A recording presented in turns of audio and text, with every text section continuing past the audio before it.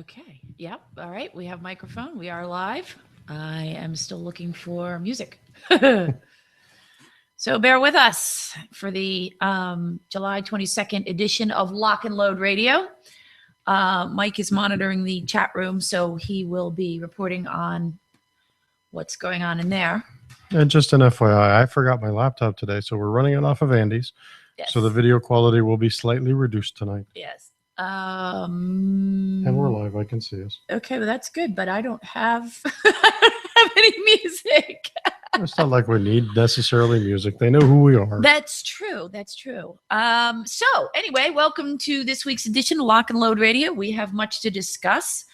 And let me just start by reminding everybody that the opinions or theories put forth on this program are the theories and opinions of those in the room, not any organizations or individuals that we may or may not be representing. They are just our thoughts on the matter. And that and $5 will get you a coffee at Starbucks. Why did that say start? Huh? I don't understand what's going on. So we are live? Yes. Okay, so I don't need this. Just go ahead. Can I close that? Let me see what it is. Yes. Okay. Go ahead. Well, you have to. It says live. Go back to it. Okay. So we are live? Yeah. Okay, so we're good. You can minimize that one. Well, that's the... Okay, so minimize the whole browser? Yep. Okay, dokie. Guess I can get rid of that. And then, all right, because the less running on this machine, the better off we're doing. So anyway, on behalf of probably everybody listening, our hearts and prayers go out to the families of the military men who were killed in Chattanooga late last week. It is a tragedy and entirely preventable, in my opinion.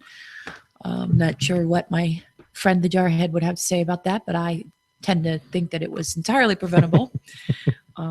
Had trained military members been able to defend themselves. It may not have been, the initial injuries may not have been preventable because it's going to take anybody a second or two to react. And actually, interestingly enough, in recent news, there was a Navy officer and at least one of the Marines that apparently fired back. So good. Good. So anyway, and in the fallout from that, of course, everybody's pointing fingers and blah, blah, blah, blah, blah. And, I think I get the impression the Obama administration really doesn't want this to be labeled as a terrorist incident, but what I'm getting from the media is that it absolutely was. So it sounds like it's headed that way. The potential they're currently playing up the mental health side of things again. It's interesting in this particular case, they're playing up the mental health issue rather than playing up anything else, because it certainly sounds like, he's recently traveled to the Middle East. Apparently supposedly sent by his parents because he was depressed and they felt it would get him out of his depression, but yeah, we'll see what comes out of it. It's not working out for you. What are you doing? Nothing. I'm trying to Ron had said he wanted to call in and discuss his move, and I was going to get the phone number from you for him to call in. You need to bring up the Blog Talk. You need to log into Blog Talk if you're going to do that. Okay. I might be able to do that. So, I thought we had it written down. I'm sorry. We have the phone number written down, but you need to have the studio console up so you can see that he's called in. Oh, okay. So that you can accept him as a caller. Okay. So Bolts, baby, we're going to do you next week. And I mean that in the nicest possible way. When we have a real computer and not this paperweight that I use. And hopefully you're listening and you got the message. Okay. So according to The Hill, lawmakers introduced the Semper Fi bill. Did you see this? Did you send this to me or did I find this? I couldn't tell you what I've sent you and what I haven't sent you this week has just been... Yeah. So we didn't talk about the week, by the way. Okay. So... Right. We should. I don't... And how was yours? Well, it was good. It was really good. We went to the Hogan event. I know Shannon, the lovely and talented Shannon Alford, was there, and of course you were there, and several of our friends were there, and over Gary's, and it was a very hot day, but it was a good time, and the company is always good. Um, and then I went over to Shannon's the next day, and we had the Virginia meeting of the Second Amendment Preservation Society, and we made tomatillo salsa, we made cherry applesauce. And when I say we canned. We made, what else did we make? I can't remember. I feel like I did so many dishes, and I'm the sous chef. She's Betty effing Crocker. So because she can like literally look at a recipe and go, well, we don't have that, but we can do this. I can do that with baking, but not with canning. So,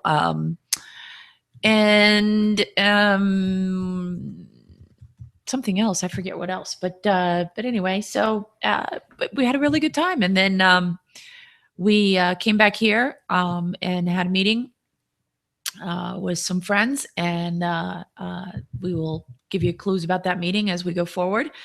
Nothing's been set in stone, so there's nothing really to tell you. But I am excited, and that's, I think, everything I did. What'd you do? Well, let's see. Last week was just hell at work. This week has already been hell at work. Something new. Yeah. Let's see. Saturday again. All three of us, you, me, and Shannon, were out at the Hogan rally. Yep. It was nice to see him out and about. Yeah. You can definitely tell that there are some impacts, but both he and the lieutenant governor were there and Yep. walking around. The governor not so much outside, which is probably good from a health perspective. He probably shouldn't have been outside for too long anyway. And the lieutenant governor was certainly making the rounds outside the house. Yep. It was a lovely party. A very hot day, but a nice party, a nice layout. Nice get together. Sunday, I went shooting for a while. Met with some people, but other than that, ever since then, it's been just busy. Crazy. Well, God, you had the meeting Monday, and then you had what, the rescue squad stuff, and tonight, and then, my God, you might actually get to breathe tomorrow night. I'll hold off on that one for now. I have no idea what's coming up tomorrow. You never know what's going to hit you in the head when you walk through the door. I understand that. What did I do here? I just closed a window, and I hope it wasn't the wrong one. Well, I guess we'll find out. Well, we're still on the air, so that's good enough. As long as you don't drop that window, we're good. Yeah, no, I'm not, because it's a separate window. All right, so let me minimize that. Lawmakers introduced the Semper Fi bill to arm troops at recruitment centers. And we're going to talk about a number of these endeavors, because I think they're all important for our community. Ordinarily, I'm not a big fan of carve-outs. Oh, yeah, thank you. Ordinarily, I'm not a big fan of carve-outs, but it's our military. Hello. So I can't get too, upset about it. I hate to keep carving out, but it's the military, and damn it, they've been, they put their lives on the line for us every day, and they chose to do that. So, and they chose to get paid next to nothing to do it. So, Senator Steve Daines are from Montana, and Marine veteran Congressman Duncan Hunter are out of California, introduced a bill Tuesday that would give troops the ability to carry weapons at military recruitment centers following fatal attacks on service members last week in Chattanooga. The bill is called the Securing Military Personnel Response Firearm Initiative Act, or Semper Fi, a shortened version of the Latin phrase for Semper Fidelis, always faithful. That's right. Yeah. The motto of the Marine Corps. Hurrah. Which is why I particularly like this bill. What makes the grass grow? I don't know what. Blood. Oh, okay. Well, not having gone through Parris Island or San Diego, I would not have known that. Although I think you have told me that. But, Or maybe it was your friend. Hey, is your friend in the chat room? No, actually, the only people in there right now are myself, Dan, and Applehead. Oh, well, hello, Dan and Applehead. Happy to have you. We will have to harass your friend. It is a reality of the post 9/11 world. The terrorists and radicals would look to strike soft targets, and we shouldn't pretend that incidents similar to what happened in Tennessee couldn't happen elsewhere. And frankly, if Obama has his way, they will happen other places. Military recruiters embody, quote, military recruiters embody the spirit, patriotism, and values that not only make our military great, but our nation too. They are targets, as are others in uniform, and they should be afforded the type of protection that is adequate for the threat they face, he said. And frankly, they're trained. They are trained to defend themselves, and they are trained to defend others. So I got no issues with that. Yes, okay. so the chat room and the audio feed obviously just caught up because Dan just typed in the chat window, blood drill sergeant, blood. Gotcha. Dan, go bump up Maryland shooters so that everybody knows we're live. If you would, please. I'd appreciate it since you didn't come out. I know he's going to yell at me. I'm just not going anywhere near that one. No, okay. All right. Anyway, thank you, Dan. A new Senate bill would address, this is according to Fox News, a new Senate bill would address the gun-free zones that many critics blame for worsening a string of shootings against domestic military targets, most recently Chattanooga. The bill, Senator Jerry Moran, a Kansas Republican, plans to introduce this week, and this is, by the way, published 2 days ago. Fox News picked it up from the Daily Caller. Would allow active duty military members to carry their private weapons at American military installations, lifting the previous gun ban. I'm sorry. What? If you're active duty and you go on if you're active duty and you go on Fort Meade, you can't carry a. Not unless it is assigned duty or for training purposes. Wow. So, no, the guards at the gate carry firearms of various types, depending upon what level of security protection, force protection condition we're at. But no, rank and file on the post. Nope. Wow. And that's been since Bush 41, actually. Really? Yep. Why? I'd have to go back and look it up again. There's various causes for it. And I don't remember enough of it to actually quote them. I don't want to misconstrue it. So okay. I'm actually very shocked. Thank you, Dan. Okay. So California Republican Congressman Duncan Hunter's office told the Daily Caller News Foundation that they plan to introduce a bill tomorrow, meaning yesterday, that would allow military recruitment offices two options: either allow military recruiters to carry weapons or provide security at recruitment facilities. I don't mean to be rude to anyone who has a job, but I'm thinking that the Marines are going to feel very foolish being protected by rent-a-cops. In quite a few cases, most of the military bases are already. No, this is recruitment centers. I know that, but the bases themselves are most of the bases that you go to will be staffed that way. By rent-a-cops? Quantico and several of the other Marine Corps bases in the U.S. are some of the only places where the guard posts at the base entrances are routinely manned by military police rather than by either contract or federal protective service staff members. It's been so many years since I've been to Fort Meade, I can't remember. So Fort Meade currently uses at various gates will have maybe of the 1 to 3 security personnel that are at the gate, maybe one of them will be a uniformed services member.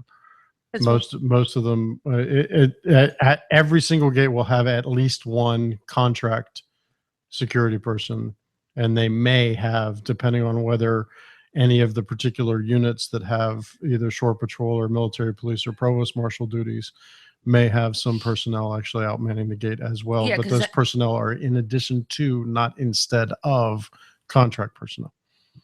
Wow. Because I know when I worked at Quantico, it was Marines at the gate.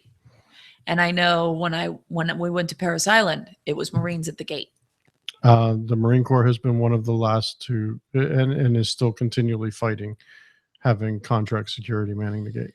February 25th, 1992, Department of Defense Directive. Subject, use of deadly force and carrying of firearms by DoD personnel engaged in law enforcement and security duties. This directive, blah, blah, blah, applicability and scope, that's not really going to give me what I'm looking for. This is the memo, but I don't know how to read government memos. Sorry. So apparently that there's the memo, but I don't see an explanation as to why they have changed the policy. So Dan, if you can, I mean, I would have to sit and read this, and it's not that long, but I don't have time. No, we'd have to go back to the genesis of why. There are multiple reasons for it, but the change was the only personnel authorized to carry are those personnel that have a law enforcement role or performance of duties and orders to do so for security of the installation. So if the force protection condition goes to a certain level, more personnel will be armed, but in the rank and file on any particular base will not. I just don't understand why we are using, I mean, is our military force so far down that they don't have enough people to man the gates? But if that were the case, why are they spending money on contractors? Contractors are more expensive. So if you look at it depends on which direction you want to look at it. From a contracting perspective, contractors are not necessarily always more expensive, because if you look at outlying benefits is where the federal government takes their cost savings. So having a service member, that service member has a benefit package that exists for when they're in, and assuming that they stay in until retirement, exists afterwards. So the federal government uses that claim to say that it costs us less because we don't have to worry about the benefits package. Wow. But okay. Well, at any rate, I'm with these guys. If you want to carry, if you are a member of the Marine Corps and you want to carry your sidearm on the base, I am perfectly okay with that, because hello, stupid. Moran's Senate bill is more broad, allowing guns for active military at all military installations. Apparently, yeah, and Congressman Hunters gives them a choice: either allow the recruiters to carry the weapons or security at the recruitment facilities. But I'm with Moran on this one. I think if you have been through, for instance, Parris Island and whatever the equivalents are for the other branches of the military, you clearly have been trained. You should be able to carry. 6 governors do away with gun-free zones at military facilities in the wake of Chattanooga shootings. Indiana, Florida, Texas, Louisiana, Arkansas, and Oklahoma are among the states that will soon allow National Guardsmen and other military personnel to carry guns at military facilities. The AP reported, this is posted 2 days ago. The Commander-in-Chief of the Indiana National Guard, as Commander-in-Chief of the Indiana National Guard, I will not permit our citizen soldiers to remain unable to defend themselves and our citizens at facilities in our state, Indiana. Governor Mike Pence said in a statement Saturday. Hoosiers may be assured that those who have stepped forward to defend our state and nation will have the ability to defend themselves. Dan is saying they changed the policy to ensure that only authorized security forces were authorized to carry loaded firearms on base unless they were an issued firearm. Yes, an issued firearm, and they are under orders to assist the force protection units. I don't. You'd have to go back to 1993 and look at the entire genesis of why. Well, no. But when you joined the Marine Corps, yes. Okay. Now I know Parris Island aside because you're still in training, but weren't you issued a sidearm? No. Only certain personnel in certain billets are issued sidearms. Every Marine, because it's the only one that I can speak for, is issued an M16 or an M4, depending upon their job role. But the weapons themselves are stored in the armory unless there is a specific need for their use. Okay. So I carried, yes, I was issued an M16. I was issued an M16A2. I carried a little piece of cardboard cardstock paper in my wallet that said I could turn that card in at the armory when I was ordered to do so and retrieve my firearm so that I could, in most cases, clean it after the armorers had shot it, because I only got to shoot it twice when I was in. So. Okay. Okay. Clearly, I do not understand the military, but I am still thankful for our guys. Florida Governor Rick Scott said in a recent interview with CNN, that it must be understood that there are those in the country that wish to do harm to our military. There's an understatement. They need to be, quote, they need to be safe and they need to be armed, he said, referring to military personnel. And Saturday, he issued an executive order to arm the state's guardsmen. It has become clear that our military personnel must have the ability to defend themselves against these types of attacks, Texas Governor Greg Abbott said in a statement after issuing an executive order on Saturday. Quote, arming the National Guard at these bases will not only serve as a deterrent to anyone wishing to do harm to our servicemen and women, but will enable them to protect those living and working on the base. Like when I worked at Quantico, I was not in the military. I worked for MWR. So, yes, I would have felt much safer. And a little less worried working out in the parking lot when the restaurant closed and I had cleaned it all up and it was, 1 o'clock in the morning.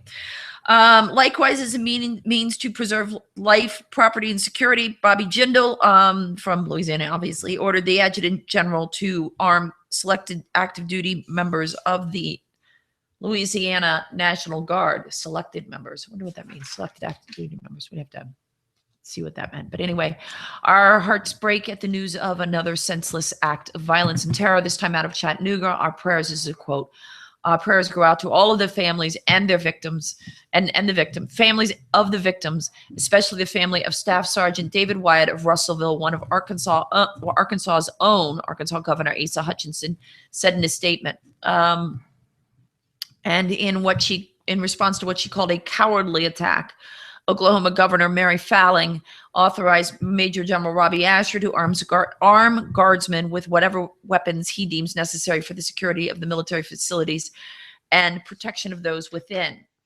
Wait a minute. These are slightly out of order. One second. We'll pick on O'Malley in a minute. And we'll pick on O'Malley in a minute. And we'll pick on Ariana Kelly in a minute.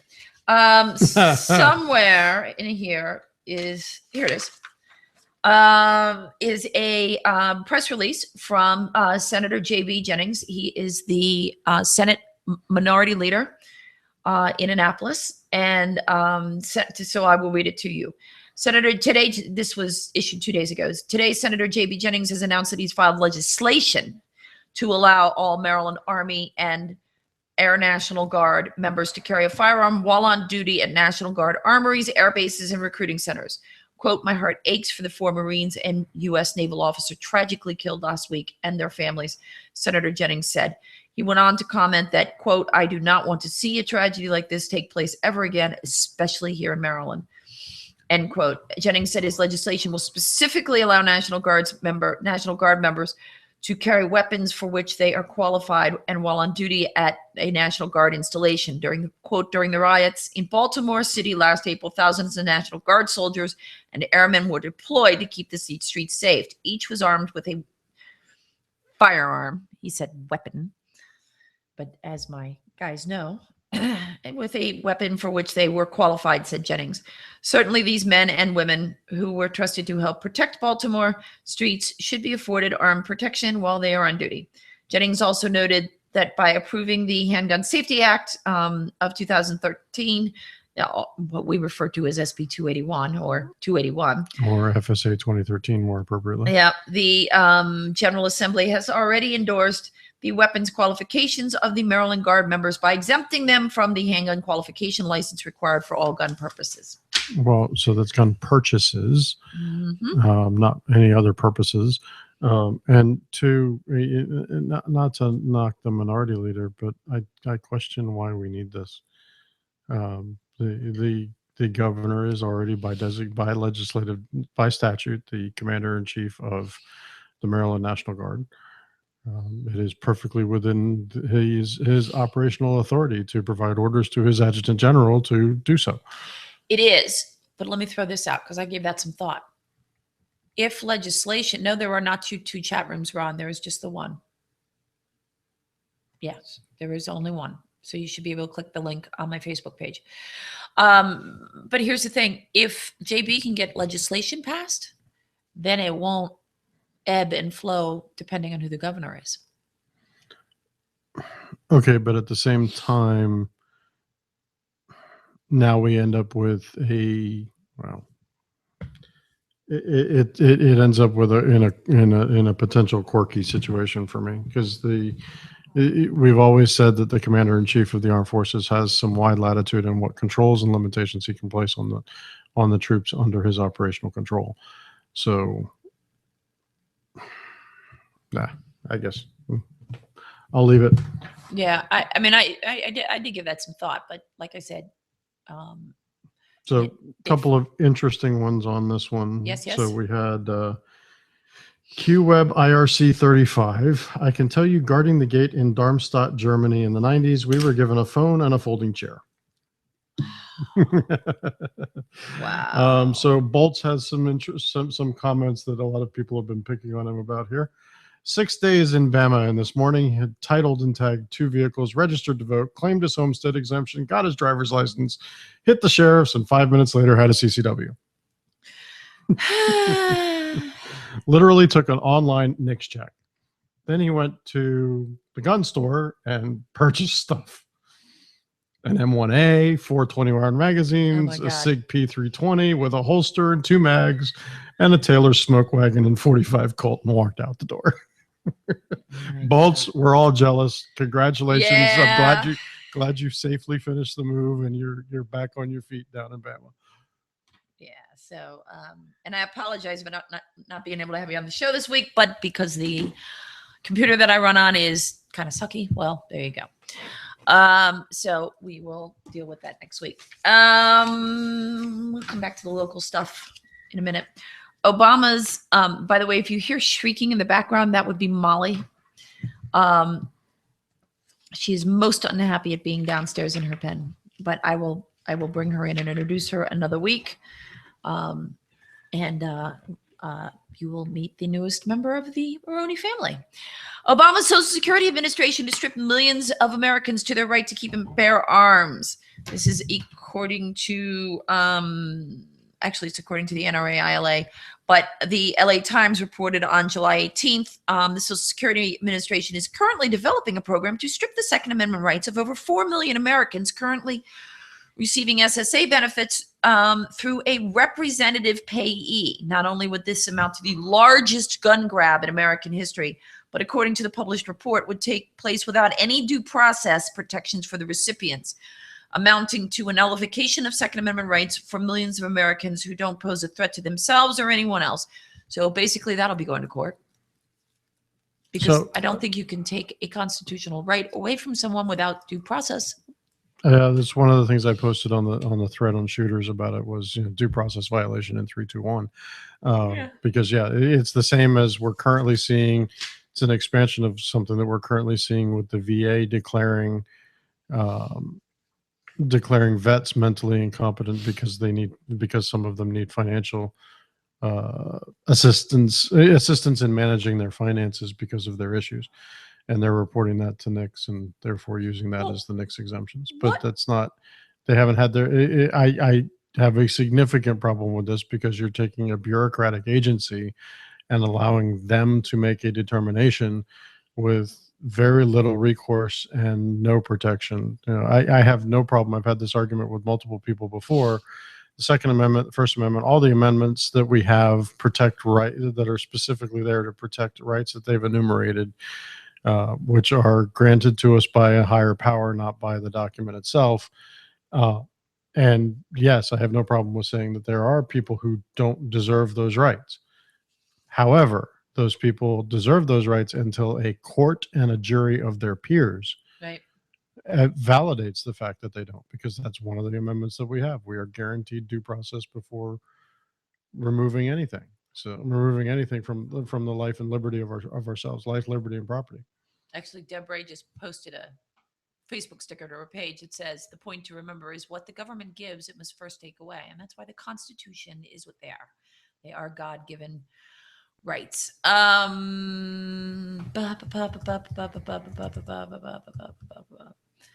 Okay. Just want to make sure I wasn't missing apparently, you must have posted something different on the link that you put in Shooters, because there apparently did form two two IRC chat rooms tonight. Okay, can we fix that? Because I can't go there from here. Okay, what do I need to do? Well, we can have somebody, Dan, if you don't mind, if you could go in and take a look at what Andy posted in the Shooters thread, and if necessary, post a correction for the chat link, please. Yeah, I Andy, don't anything you do on your computer is going to slow down and buffer us. So. Well, all I'm doing is sending it to him in Facebook, sending him a link in Facebook, so it's okay. I got this. I'm not going into Shooters. That's what I thought I posted, but anyway. So my jarhead brother has joined us. Good. His comment: due process. They don't even know how to lower a flag to half-mast until public social media commands it. Damn shameful. So, brother, I'll agree with you and disagree with you. I'll agree with you, and then I'll tell you what the stance of the White House is according to the news media. According to the news media, the 5 deaths of service members in Chattanooga has been classified as a line of duty death, and per the flag code, the line of duty deaths are an authorized reason for the lowering of the flags. Then the ordering of that lowering can be done by the governor of the state where the service member is affiliated. So, for example, Larry Hogan actually posted something on his page that rebutted this morning and said, I would have just lowered them anyway. But since none of the service members involved were directly related to the state of Maryland, I can't do that in absence of the order of the president. Just in compliance with the flag code, the president technically is the one that orders the U.S. flag to half staff, or half mast, depending upon which way you want to look at it. Me personally, I can look at this and I wish it was after 9 o'clock to express my true feelings, but it's not after 9 o'clock, and I won't, out of respect for Senator Lickers for listening to us. But we love you, Jim. Go ahead. I'll use your phrasing, Gyro. It's shameful. To me, to many others, this already has all of the inklings of being an act of domestic terrorism. As such, they are more than just line of duty deaths, but the excuse from the White House is, well, there's a service member that dies in a line of duty death just about every day, so we just have to constantly keep the flag at half staff. To which I can reply, pansy. Actually, let me read you a post and see what you think about this. I don't know if you're friended to this person, and I will not attribute it. Oh, actually, hold on one second here. So Brady, okay, I can see what potentially happened then. If Andy added ... to the link, that means she copied an old link. One of the things that anybody on Shooters has to watch out for is that if you copy an older link, if you just copy a link that somebody's posted, it truncates and uses the ... and hides it. If you hover over top of the link, it should expand out. If it doesn't expand out, don't copy that link. Yeah, it was a clickable link. Yeah. And it said lock and load, which is what you told me. Yes, but sometimes if you copy it, it won't work. But the ... the ... removes some of the stuff in the middle. Okay. So we'll have to look at it. But anyway, so a friend of ours posted the following, and he is a vet, and I offer this for your commentary because I am not a vet. Okay, normally I don't get into politics on Facebook, and I don't wave my veteran status around much, but this is silly. Look, we're at war. War. If we were to lower the flag for every swinging that got killed by a smacktard getting his jihad on, we'd not have had the flag at full staff in 15 years. The only difference between these 5 poor murdered, I guess I can say bastards, in Chattanooga and the other several thousand several thousand killed by smacktards getting their jihad on is that these guys got it at home. If I or one of my guys had been killed by a smacktard on the streets of Norfolk, I wouldn't have wanted the flag at half-mast. I'm no more important than the thousands who got it in the sandbox. Drop the posturing about this already. All right. So a couple more in there. MX Dad, didn't they lower the flag for Whitney Houston? I'd have to go back and look. I don't remember. They said they did, but I don't think they did. There's a half staff. There's actually a half staff status page. So you can go to look at all the times it's been ordered down. Frogman, BS. What about Fort Hood? He lowered the flag then. So they actually addressed that one as well, and actually claimed that the reason it was lowered at Fort Hood was because civilians were injured and murdered, not because just servicemen were murdered. Okay. So, all right. Not saying I agree with it, but there it is. The other fun one the other fun meme that I saw on Facebook earlier was 2 hours after the Supreme Court decision, the president had ordered the lights to paint the White House in the color of a rainbow. And 5 days later, after the murder of 5 service members, he finally lowers the flag. Yeah. Priorities. As early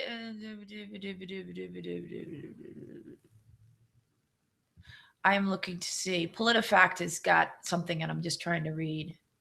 A short history of Obama's flag orders. He had him lowered for the Washington the same day.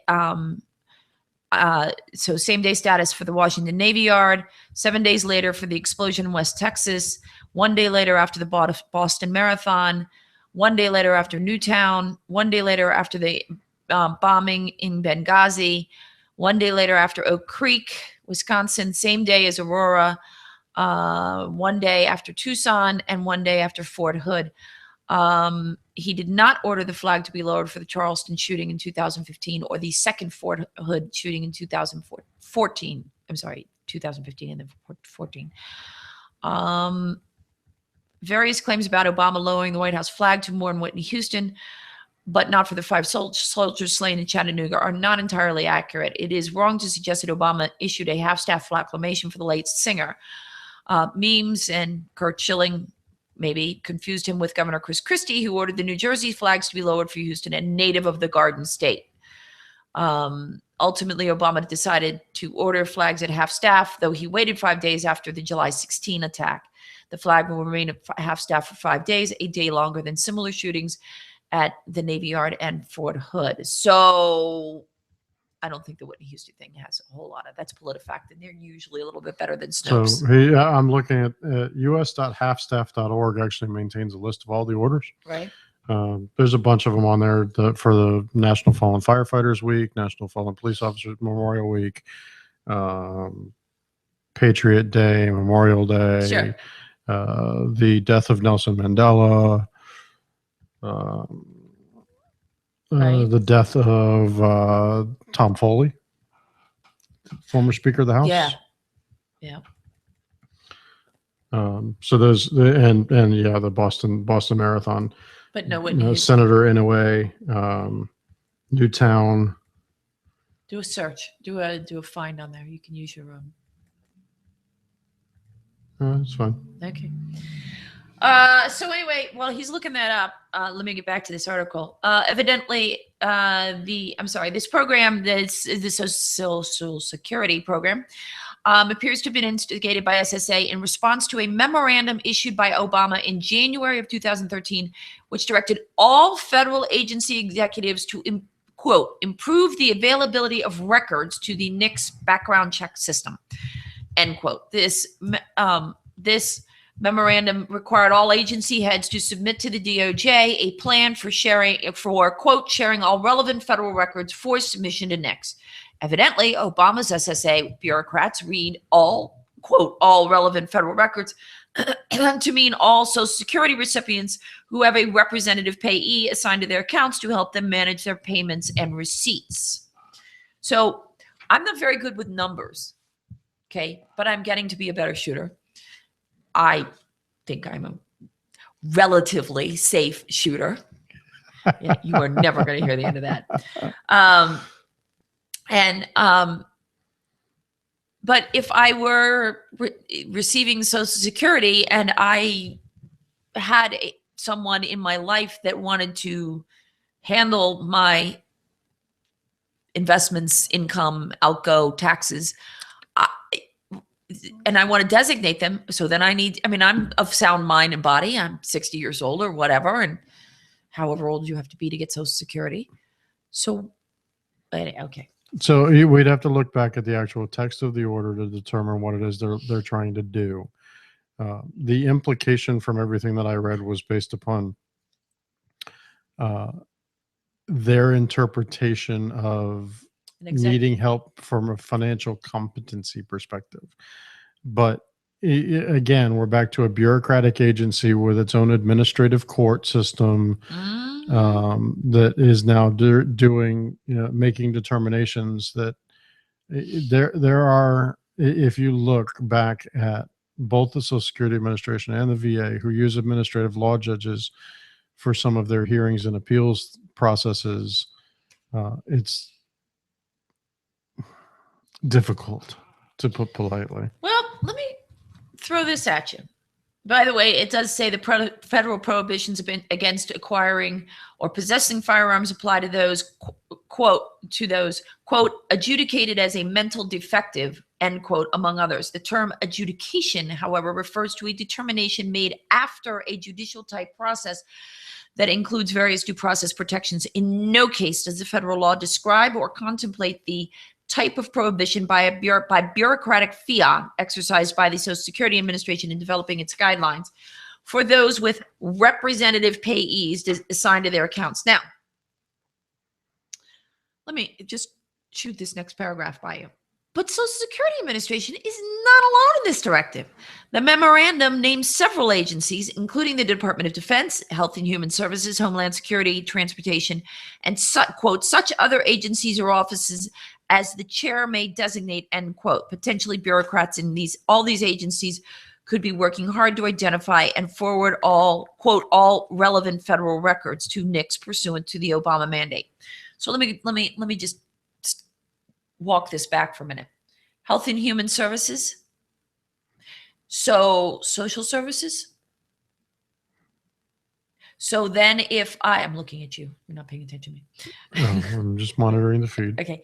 So does that mean that if I have children in my home that came through social services, that I will lose my Second Amendment rights?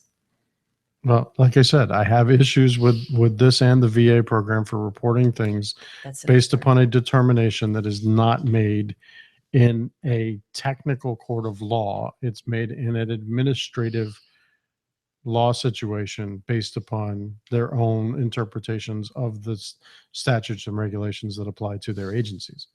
Yeah. So you're not actually going through, yes, the word adjudication implies that there has been a judicial process.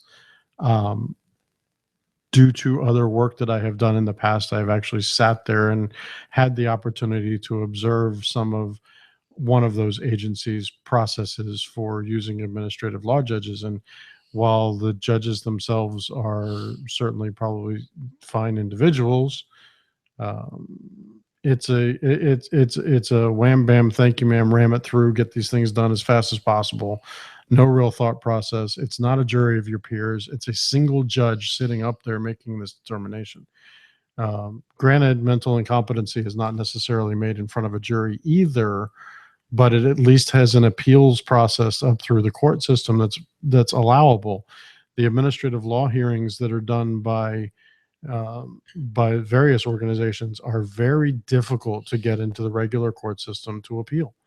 Kind of similar to our HPRB and other things that happen. The decisions by the HPRB are an administrative decision made by a citizen review board, and in order for me to contest mine, I would have had to, within 30 days, go to the Howard County Courthouse and file in Howard County Circuit Court. With the administrative hearings in various agencies at the federal level, you have a very short, limited period of time where you can go into the federal court system. And then we've already seen what happens with the federal court system. A citizen case that is not related to a crime takes forever.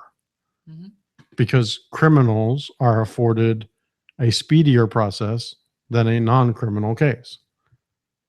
Well, So, but wouldn't want them out on the street. this treats people like we're criminals. Right.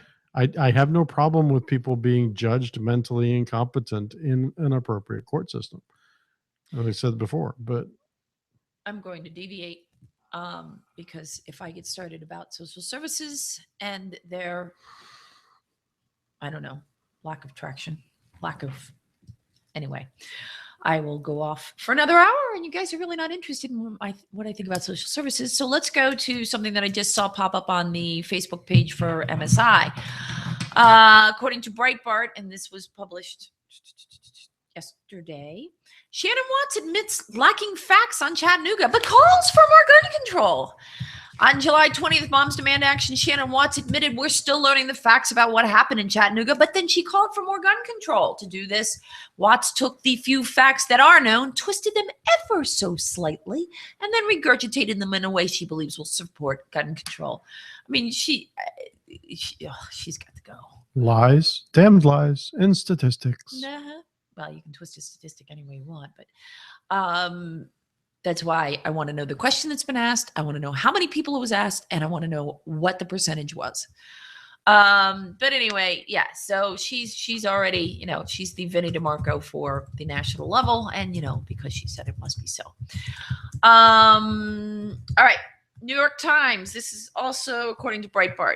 Back to our regularly scheduled agenda. New York Times to Obama used federal contracts to secure backdoor gun control.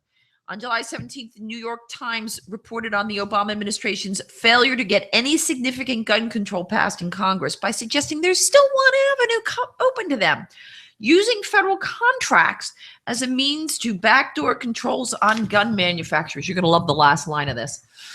Beretta, Glock, Ruger, Smith & Wesson, and Sig Sauer. I'm sorry, I must have missed the beginning of that. In other words, gun manufacturers common among federal agencies like Beretta, Glock, Ruger, Smith & Wesson, and Sig Sauer to agree to gun control measures that affect the way their product is sold, to whom it is sold, and even what kind of products they make before those companies are considered for federal contracts. The New York Times suggests these controls include shrinking the number of dealers through whom these manufacturers will sell guns. They claim this will ensure the manufacturers only used FFLs who sell guns responsibly. Under this scenario, certain dealers would be certified to handle distribution of products made by gun companies with federal contracts. New York Times whittles down further to explain that certified dealers would mean those that adopt stricter standards for background checks than required by federal law. They want dealers to agree that they will not hand over a gun to a would-be buyer in a situation where the instant background check is extended beyond to 3 business days and still comes back inconclusive. This means no sale in situations where no record is found, including no criminal record.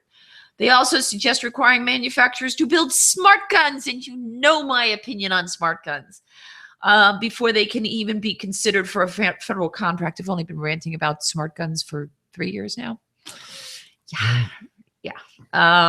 They stress that these guns, which remain more theoretical than real, quote, are far less likely to be used in accidental or intentional shootings, end quote. Really? Far less likely? Prove it. Vaporware. Yeah, I'd like to point out the last sentence of this article. Notably absent from the New York Times suggestions that the Secret Service, Capitol Police, the FBI, the ATF, or ICE use smart guns for service sidearms. So you got that going for you.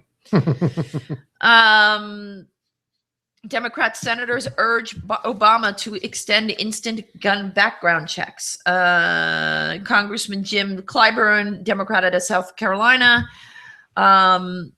the state reports that Clyburn's bill, Senators Chris Murphy, Democrat out of Connecticut, and Senator Richard Blumenthal, Democrat out of Connecticut, are urging Obama to use executive power to unilaterally change the way background checks for gun purchases are handled.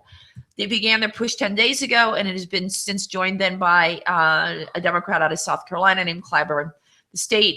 The state reports that Clyburn's bill Clyburn's bill is called the Background Check Completion Act. The efforts of Murphy, Blumenthal, and Clyburn rest on reinterpreting the FBI's admission that a clerical error allowed Dylan Roof to pass a background check so as to suggest this error is really part of a larger quote, default proceed loophole. They claim this loophole is really what allowed Roof to pass his check, and they want background checks extended to prevent it from occurring again. According to The Hill, Murphy and Blumenthal issued a joint release saying we shouldn't give known criminals the benefit of the doubt when it comes to guns. If law enforcement needs more than 3 days to ensure they're not giving weapons to dangerous people, Washington must allow them the time to do their jobs. Chuck Grassley, who is the Senate Judiciary Chair, responded by expressing his conviction that it was an FBI mistake, not a loophole. He added the facts undercut attempts to use the tragedy to enact unnecessary gun laws. To get around the congressional impasse, Murphy and Blumenthal want Obama to use executive action. Gee. Yes, because our First Amendment rights should have the same limitations applied to them as well, right? Yep. And in local news, state to recoup $45 million it paid to build failed health exchange. And oh, by the way, please let us not forget that Anthony Brown was in charge of putting that together. Has he paid back that $500,000 yet? I have no idea. I didn't look that up. We didn't get a chance to talk about much of this before the show. You've been crazy busy. The company's state officials blame for the botched rollout of Maryland's online health exchange will repay $45 million to settle the claims in an agreement announced Tuesday.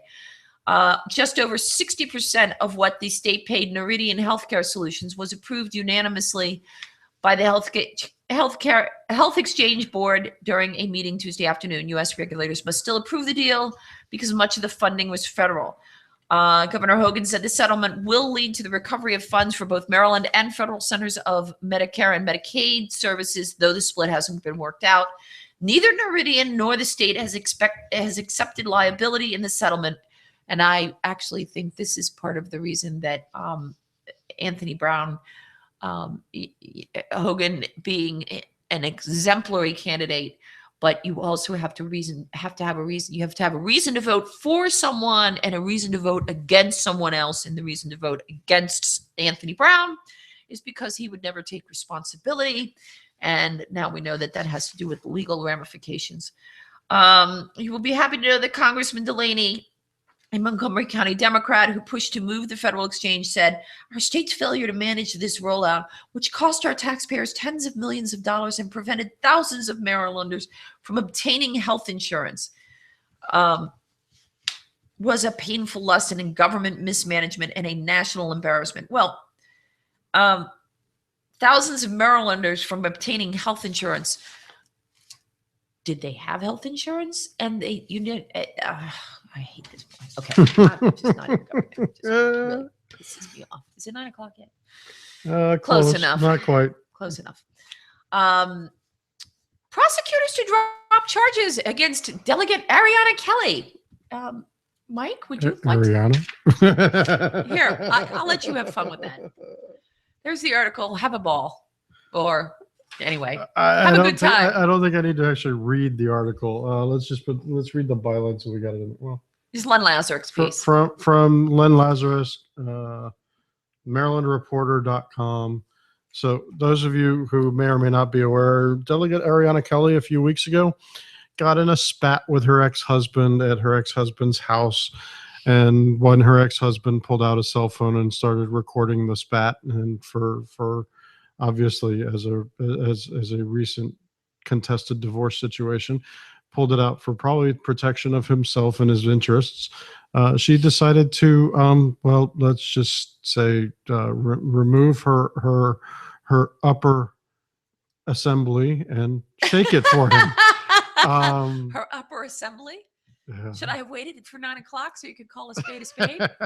Goodness gracious. She pulled out the sweater puppies and shook them around for a bit without the sweater in front. The sweater puppies. 900 degrees outside. So in other articles, what then happened was, the police were called. The police officer basically looked at her and from what has been reported anyway, must have said something along the lines of, just stop or you're going to be arrested. And she supposedly held out her wrists and said, arrest me. That was what was reported in the media. Absolutely. And the police officer, being the servant of the law that he was, said, okay, click. She was charged with indecent exposure for exposing her breasts in the front yard of a home in front of children and, granted, her own, but children and her husband, her ex-husband and his new fiance, and apparently now has had the charges dropped. So Montgomery County prosecutors decided to drop the charges against the Bethesda Democrat, arrested for trespass and indecent exposure, and they've referred the matter to the family court system, and the family has issued a joint statement that said this is a difficult, basically to the extent of it's a difficult time, please let us have our privacy. So once again, I can just look at it and go, you know what? If this was not a liberal Democrat from Montgomery County, this is the opinion of Mike here. If it were not a liberal Democrat from Montgomery County, this would have gained much more traction than it has. It would have been trumpeted to the high heavens. The book would have been thrown at anybody else. But the lovely delegate, and I use that term incredibly loosely. She's not unattractive. I will disagree with you. Okay. But I don't particularly care for her politics, but she's her to be okay looking, but I would not call her attractive. But that's me. Well, I said she's not unattractive. NRAILA. I'm sorry. Daily Caller posted an article by NRAILA called "Gun Control Sure Isn't Helping Charm City," and your brother from another mother will appreciate this. Baltimore, which despite Maryland's restrictive gun control laws, consistently has been among the most violent crime problems of any major city. Like salt in the wound, and whoever wrote this, I really have little grammar issues with. Now I have to talk to my friend who might know who wrote this. Like salt in a wound, it's really bugging me. Like salt in a wound, the city has now been forced to suspend a local anti-crime program after police seized guns and other contraband from one of the program's offices. The Washington Times reported on Wednesday that 9 people have been arrested. The program, called Safe Streets, employs ex-felons who have street creds in an effort to reduce shootings and build rapport with misguided youths. Apparently they had street cred and were doing nothing to get rid of those gun violence issues. Right. It apparently has enjoyed some success. However, in 2010, the FBI tied one of the program sites to a local gang. And in 2013, the program was suspended due to an allegation of criminal activities by its employees. Among those arrested this week on guns and narcotics charges is one man previously sentenced to 12 years in prison on narcotics charges, another man twice acquitted of murder, and 2 others arrested on robbery and assault charges in the incident that led police to investigate Safe Streets at this time. In response to the concerns about the decision to employ ex-felons for the program, a city spokeswoman said, "We do not see it as a risk, but rather as a privilege to give returned citizens a second chance at hope and employment." And we gave those who wished to destroy the room to do so. What he said. Most Americans agree with giving second chances where warranted. The latest episode in Baltimore's troubled past and present suggested Maryland should give a second chance to the kind of firearms laws found in most other states. Clearly, Baltimore has problems no one should have expected to the state's. Clearly, Baltimore has problems no one should have expected the state's gun bans, magazine ban, waiting period, and gun concealed carry restrictions to solve. Oh, yes. O'Malley. Oh, is this the woman who jumped up on stage? No, I didn't see that. I just want you all to know, because, Vinnie DeMarco and Martin O'Malley are never wrong. Just wanted you to know that. ISIS only came about because of climate change. Yes, yes, yes. The campaign of Democratic presidential hopeful Martin O'Malley, and this is quoting the Washington Post, by the way, sparred late Monday with the Republican National Committee over whether climate change contributed to the rise of the Islamic State in Syria. Quote, one of the things that preceded the failure of the nation state of Syria, the rise of ISIS, was the effect of climate change and the mega drought that affected that region, wiped out farmers, drove people to cities. And I want you to ask me about that in a minute. Created a humanitarian crisis, O'Malley told Bloomberg's Mark Halperin. Quote, it created the conditions of extreme poverty that has led to the rise of ISIL and this extreme violence. First of all, so it got hot and dry, so we have ISIS. But let me just point out the little phrase, drove people to cities. Can you say Plan Maryland? Plan Maryland, Agenda 21. But Plan Maryland was an O'Malley creation specifically designed to push people to urban areas. Okay, so really? In a previous statement, I'm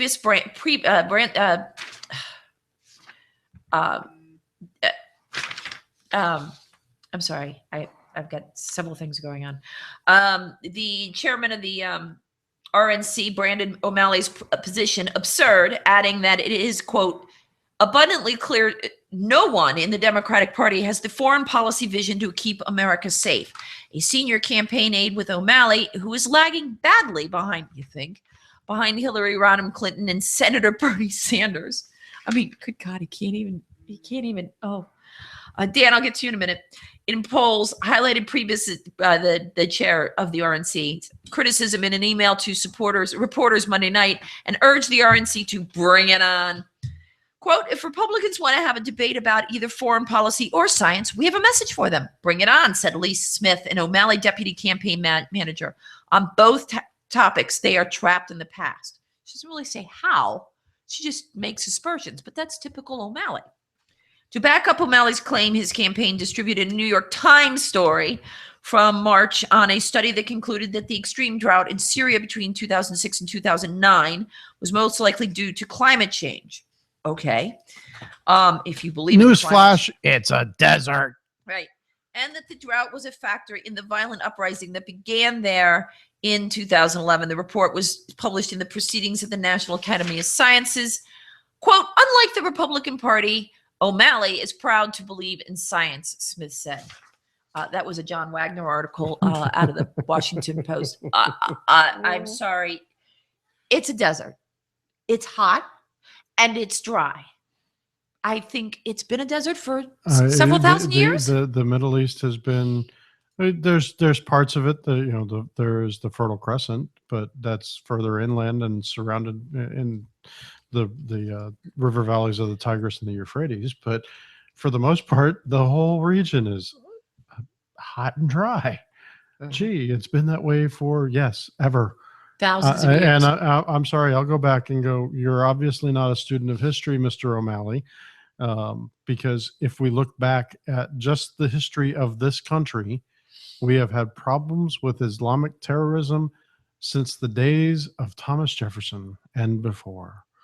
The very song that is the hymn for one of my alma maters, from the halls of Montezuma, gee, that would be Mexico, to the shores of Tripoli. Oh, wait, that would be the desert areas of North Africa.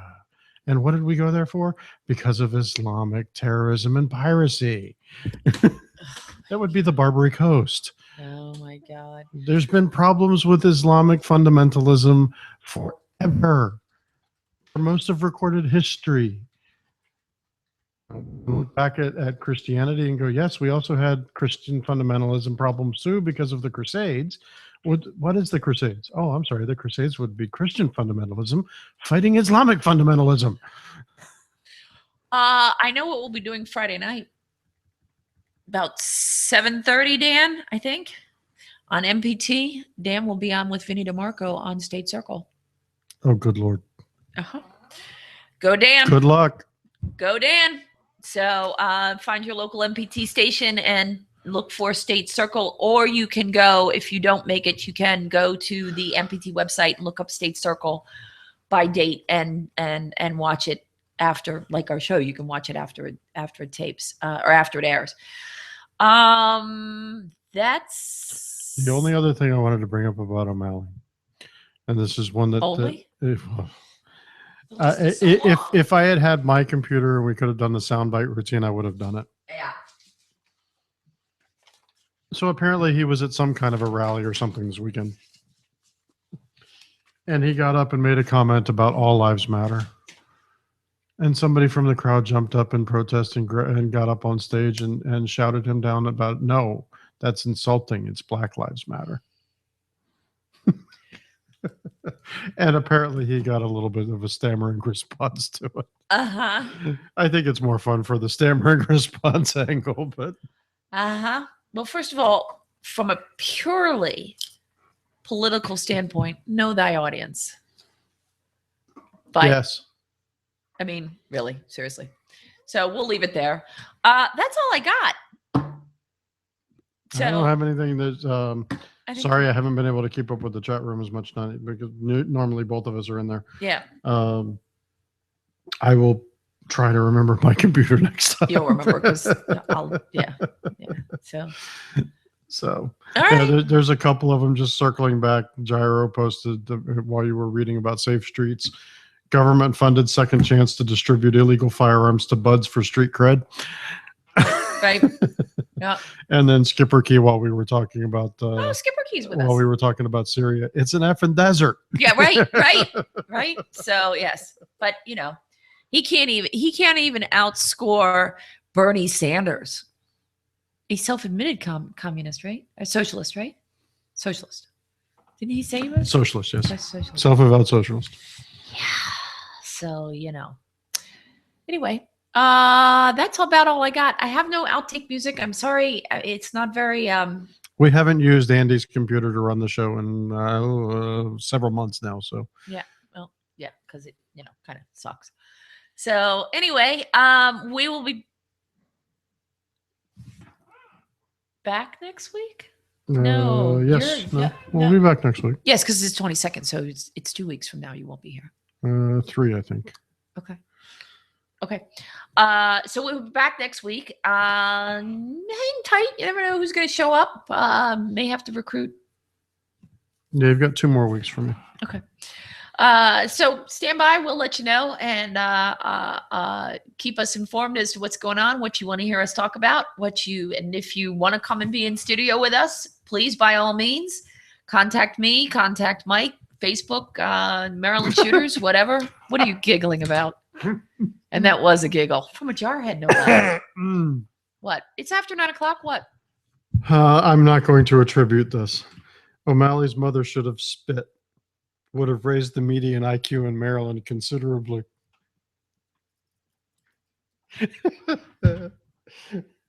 Okay. Applehead asked, did I miss anything about the HPRB? Oh. I had a conflict. The third Tuesday of the month for me is another standing meeting that I go to. So I wasn't there. Dan is not in the house tonight. So, and to be honest, the computer that I'm using is not one that I can go to Shooters on. So I wasn't able to look in Shooters at the thread. I do know there was a meeting at the new location. There were some interesting issues with it from what I remember seeing, but no, Applehead, we didn't talk about the HPRB tonight. We'll have to try to circle back on it next week. Yep. Yeah, because we didn't have anybody that was in the room. I thought we did, but we didn't. So, but we will. Never fear. So, because, all things 2A in the state of Maryland and beyond. All right.